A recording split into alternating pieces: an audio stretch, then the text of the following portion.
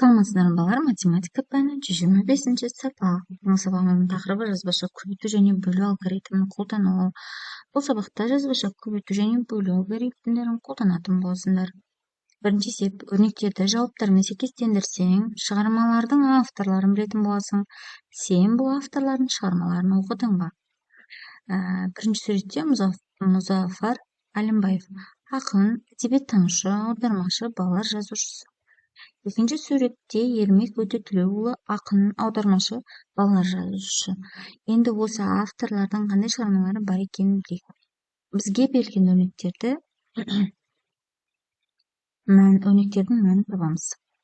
458 көбейтілген 2 916, 522 азайтылған 3 95 127, 513 қосылған 403 916, 229 азайтылған 102 127, 381 бөлінген 3 тең 127, 1000 азайтылған 84 тең 916. 127 Мұзафар Әлімбаев, құстардың тойында, біліп қой балақай, мұхит ойды кешіп көр, тылсым жұмбақ шешіп көр. 916 Еңбек Өтетілеуұлы, баластан, Айбат Әліппе, жануарлар, спортшылар деген шығармалары бар екен балар. Өрнектер бойынша есептер құрастыр. 15 көбейтілген 3 қосылған 23 көбейтілген 4 өрнегі бойынша есеп құрастырып көрейік. Қалам 15 теңгеден 3 дана, сызғыш 23 теңгеден 4 дана. Барлығы неше теңге болды? 15-ке 3-ті көбейтіп, 23-ке 4-ті көбейтіп қосамыз, шыққан сандар 137 теңге шықты. Барлығына 137 теңге төленді. Нұсқасына қараймыз. 458 қосылған 362 қосылған 23 өрнегіне есеп құрастырамыз. Қуыршақ 458 теңге, машина 362 теңге, доп 23 теңге. Барлығына неше теңге кетті? 458 қосылған 362 қосылған 23 тең 843 теңге. Барлық ойыншыққа 843 теңге төленді. Болды 1000 теңге, сатып алынды 15 теңгеден 5 дәптер, қалды неше теңге? 1000 азайтылған 15 көбейтілген 5 тең 925 теңге. Жауабы 925 теңге қалды. Ермек саз 191 теңгеден 5 дана, дәптер 23 теңгеден 6 дана. Барлығы неше теңгеге артық?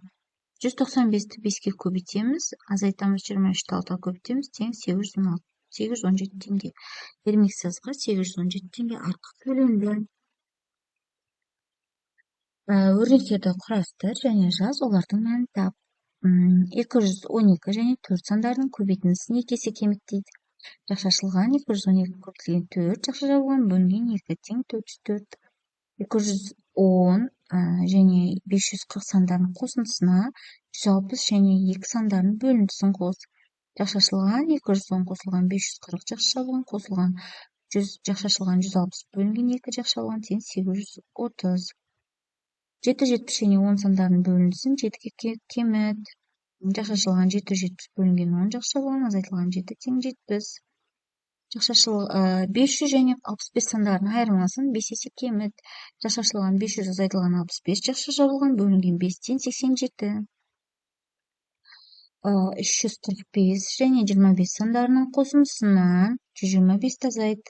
Жақшашылған 345 қосылған 325, жақша жабылған азайтылған 125 тең 545.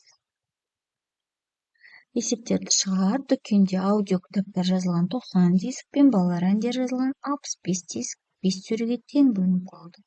Әр сөреге неше диск тең қойылды? Аудио кітаптар 90 диск, балалар әндері 65 диск қойылды 5 сөреге. Әр сөреге неше диск? 95-ке 65-ті қосып 5-ке бөлеміз, 35 диск. Әр сөреге 35 дискіден қойылды. Дүкенде 3 сөренің әрқайсысына балалар фильмдер жазылған 16 диск және 3 сөренің әрқайсысына аудио кітаптар жазылған 14 диск қойылды. Сөрелерде барлығы қанша диск бар? Балалар фильмдерден 16 дисктен 3 сөре, аудио кітаптар 14 дисктен 3 сөре, барлығы неше диск? 16-ға 3-ті көбейтіп, қосамыз 14 көбейтілген 3-тен 90 диск. Сөрелерде барлығы 90 диск бар. Есепте жақшашылған 501 азайтылған 73 жақша жабылған бөлінген 2 тең 214. Жақшашылған 442 азайтылған 352, жақша жабылған көбейтілген 2 тең 180. Жашашылған 457 қосылған 129 жашашылған бөлінген 2 тең 293.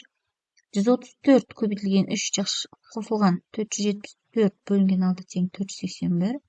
Жашашылған 58 қосылған 208 жашашылған көбейтілген 3 тең 798. 119 көбейтілген 2 қосылған 725 бөлінген 5 тең 383. Фигуралардың бөлінген бөлігінің ауданы тап дейді. Екі фигура берілген. А нұсқасындағы фигураның бөлінген бөлігі тікбұрышты үшбұрыштың ауданы табайық.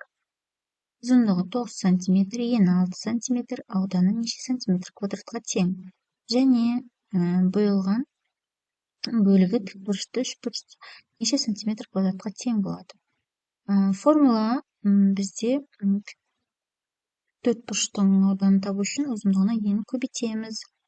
9-ға 6-ны көбейтеміз, 54 см квадратқа тең. Ал енді тікбұрышты үшбұрыштың ауданы табу үшін ұзындығы мен енін көбейтіп 2-ге бөлеміз. 54-ті 2-ге бөлсек 27 см квадрат.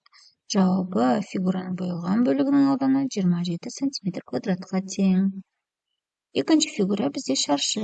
Қабырғасы 6 см-ге тең. Шаршының екі бөлінген бөлігі бар екен, ендеше табамыз. Қабырғасы 6 см, ауданы неше сантиметр квадрат, және бөлінген бөлігі неше сантиметр квадратқа тең.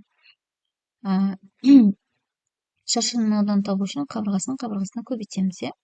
Яғни 6-ны 6-ға көбейтсек 36 см квадратқа тең. Енді оны 2-ге бөлсек 18 см квадратқа тең. Жауабы фигураның бөлінген бөлігінің ауданы 18 см квадратқа тең. Есепті шығар. Есептің сұрағына жауап беру үшін саған қандай деректер қажет екенін анықта.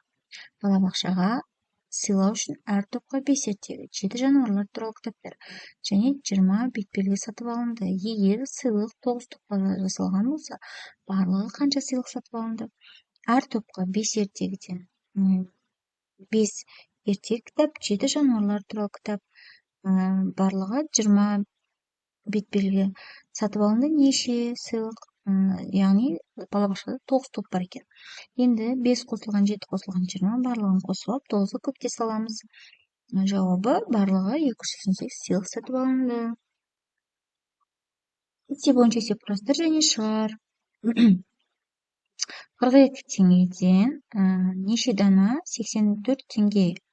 Яғни 84-ті 42-ге бөлеміз. Қосамыз 87-ні 29-ға бөлеміз тең 5 ойыншық. Барлығы 5 ойыншық сатып алынды. Шешуі дәл осындай болатын есеп құрастыр. Көк қалам 35 теңгеден 280 теңгеге сатып алынды. Қызыл қалам 30 теңгеден 210 теңгеге сатып алынды. Қанша қалам сатып алынды? 280-ге 35-ті бөлеміз 8, 210-ға 30-ды бөлеміз 7. Яғни жауабы барлығы 15 қалам сатып алынды. Ал балалар, осымен сабағымыз аяқталды. Алдағы сабақтарымызды жіберіп алмас үшін арнамызға тіркеліп лайк басуды ұмытпаңдар.